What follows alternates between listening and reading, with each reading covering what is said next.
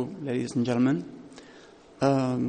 we hear a lot the following words: stall, upset, UPRT. Let's focus on stall. Stall on an aircraft comes with indications, precursors. For example, on an Airbus aircraft, the systems speaks to you. The stall warning, the chime, the master warning. In some cases, the aircraft itself speaks to you. When the angle of attack increases past a certain angle of attack, the airflow gradually detaches from the rear upper surface of the wing. A vibration occurs and increases with the angle of attack. This is the stall buffet. And this is the way the aircraft speaks to you. Many of you have never experienced stall buffet on a real flight, and that's very good news. But all of you have experienced stall buffet in a simulator. My question is, do they feel the same? Listen, I'm going to show you a short video on how it feels in real flight, and it's extract from the stall video available on YouTube. So let's go. Buffeting starts gently and gradually increases until the pilots decide to recover. Note that buffeting is hardly perceptible at all when the warning is triggered, but builds up quite quickly to a very harsh level.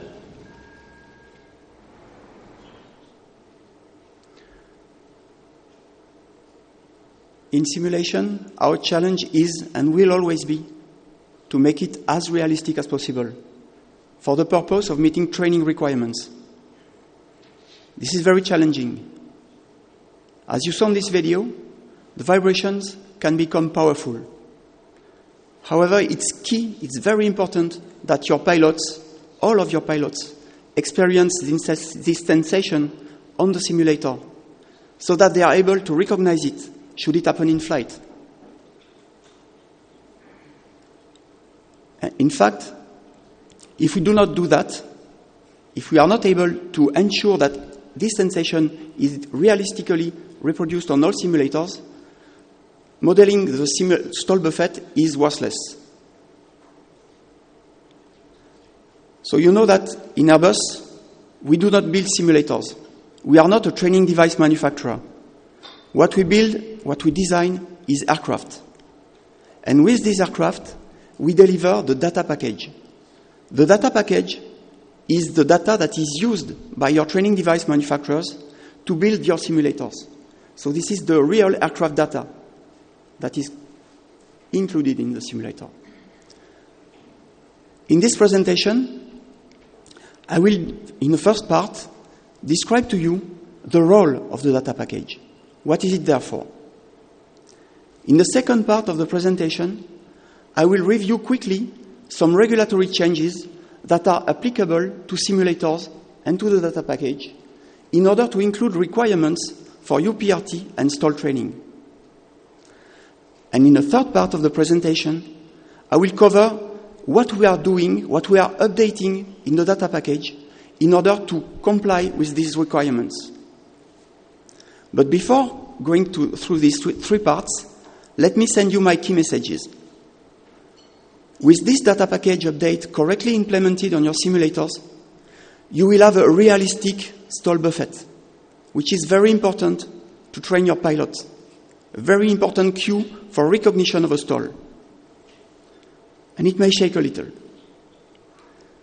You will know, thanks to information that we provide, and I will come back later, you will know the envelopes of validity of the models that run on your simulator, so that your instructors are perfectly informed at any moment on the level of trust that they can have in the models. And finally, with this data package, you will have something that is compliant, that is consistent with Airbus's training recommendations with regards to UPRT and stall training. So let's go to the first part of the presentation. What is the data package? The data package is a huge set of information. A huge set of information gathered directly at aircraft level. For example, you can see the VMU. You won't do that in an airline. we do it for the certification. It is a set of documents, it is a set of models that we use on our own engineering simulators.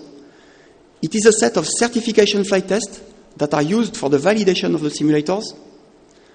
This set of documents is maintained consistent with the fleet during the entire life of the aircraft program. And that's why it's a very important source of information, the best source of information for your simulators. And we bear in mind at any time within Airbus that this data package is consistent with Airbus's training recommendations. So that's for the data package. Now, let's go to the regulatory side of the presentation. From the regulatory standpoint, we don't say simulator. We say Flight Simulation Training Device, or FSTD. Under FAA, the regulation applicable to FSTDs is the Part 60, 14 CFR Part 16. And this Part 60 has recently been updated in order to include new requirements for UPRT and STOL training. This update has been officially published at the end of March this year, less than 2 months ago. And if you want to train under FAA to UPRT and STOL training on your simulator, they have to be updated and qualified before March 2019, which is rather short. This is one of the reasons why we have decided to update our data package. Not the only one. I will tell you later. Under EASA, the regulation applicable to simulators is the CS FSTD-A. For the time being, there is no requirement, no specific thing concerning UPRT and STOL training on the simulator. However, there is a rulemaking task in progress that will modify the CS FSTD and that will include new requirements for UPRT and STOL training. And there's a sentence in the description of the rulemaking task that says that harmonization with the FAA should be considered. So what we can guess is that both regulations might be in line, more or less. But the FAA leads the charge, if I may say. So this is for the regulatory changes. And now I'm going to explain to you what we are changing, what we are updating in our data package in order to comply with this. As you saw in the video, we speak about STOL buffet. So you won't be surprised. The first element of this update concerns STOL buffet modeling. In fact, STOL buffet has always been part of our data package for every aircraft program. It is a technical note. It's a paper note, very traditional. There are some documents that are more than 20 years old. And it's complete, it's correct, no problem. We thought so. But at some point, in 2011 and 2012, with some flight test pilots, we have done some checks in the simulators to go a bit beyond the first indications of STOL. And we have checked the levels of buffet that we encountered. And we have been a bit surprised. I would say that the levels of buffet were not as heavy, as powerful as we would have expected. So we guessed that our technical note was not correctly used. And there is another issue. It's that on each simulator, you may have a different level of buffet. Because the validation of STOL buffet is often subjectively assessed locally on each simulator. That's why we decided to shift paradigm. We shifted from paper to software. Now what we are doing is deliver a simulation software package. It is called the STOL buffet model. This model takes as the input the flight parameters and calculates the characteristics of the vibration. Very simple. This way, we hope to help you into the integration of the STOL buffet on your simulators, you and your training device manufacturers. But this is not enough. We need to make validation more objective as well. In order to do so, what we deliver is a set of flight test data that we collect in our certification flight test database in the flight tests that go the deeper into the buffet with high levels of vibrations. And we deliver what we call buffet checkout test with the stall buffet model so that you are able to validate objectively that the stall buffet is correctly integrated on your simulator. And to answer briefly to a question from Alitalia, as an aircraft manufacturer, we are not allowed to deliver more than this. We cannot deliver motion tuning algorithm. We can only deliver aircraft data. And that's what we do. So that's all for the stall buffet modeling. The second aspect of our data package update is here to help your instructors.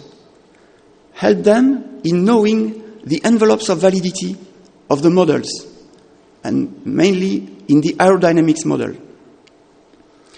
It's done via a document that is called the simulator validated envelope. This document contains a series of plots and tables. I will show you here a plot that shows on the x-axis the angle of attack, on the y-axis the side slip angle, and then you can see envelopes. The first envelope is the flight test validated envelope, which means that our aerodynamics model, the Airbus aerodynamics model, is built upon this flight test data up to this level, up to this angle of attack and these side slip angles. Then the second envelope is wind tunnel and numerical calculation.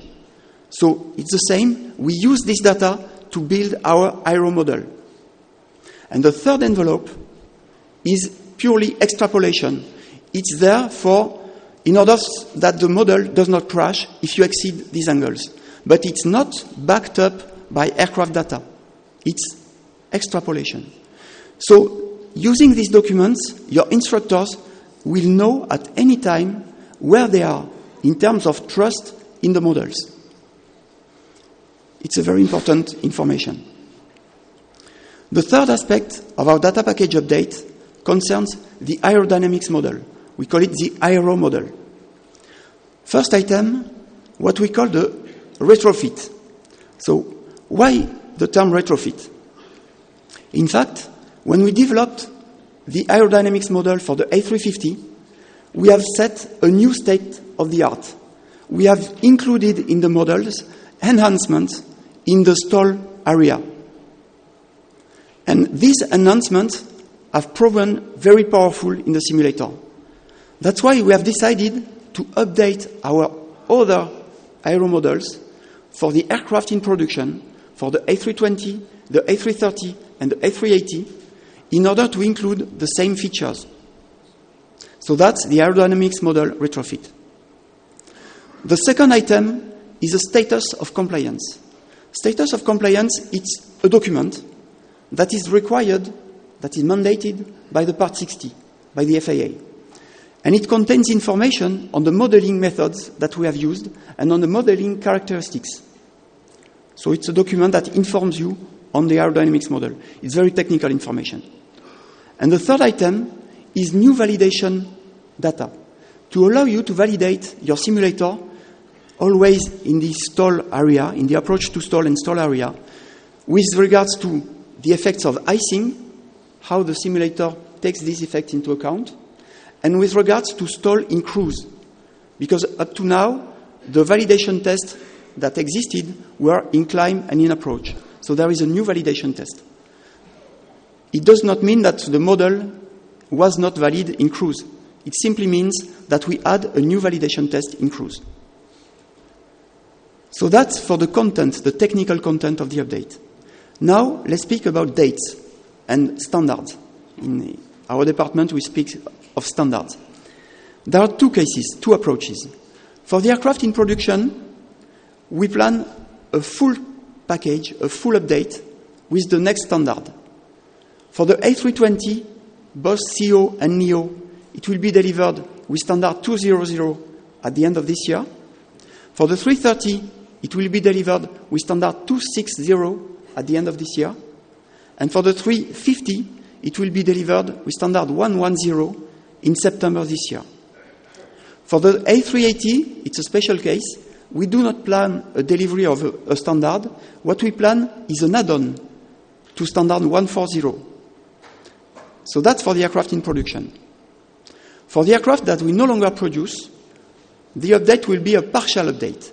It means that we will deliver the Stolbufet model, the simulator validated envelope, and the status of compliance with the following timeline. For the 300-600, it will be delivered by the end of the year, and for the 340s, it will be delivered in 2017. So that's the data package update that we are working on. In conclusion, during this presentation, you saw that the data package is a very important input from your aircraft manufacturer to your simulators. It's unique and invaluable information. You saw that the regulation is changing in order to include new requirements in the simulators to allow upset prevention and recovery training and stall training. And you saw that we are updating our data package in order to comply with this regulation. So, with this data package correctly implemented on your simulators, you will be able to have a realistic Stolbufet. You will have information on the envelopes of validity of the models that run on your simulator, and you will have a simulator that is consistent, compliant with Airbus's training recommendations. And remember, it's very important that your pilots experience a realistic Stolbufet in the simulator. Thank you.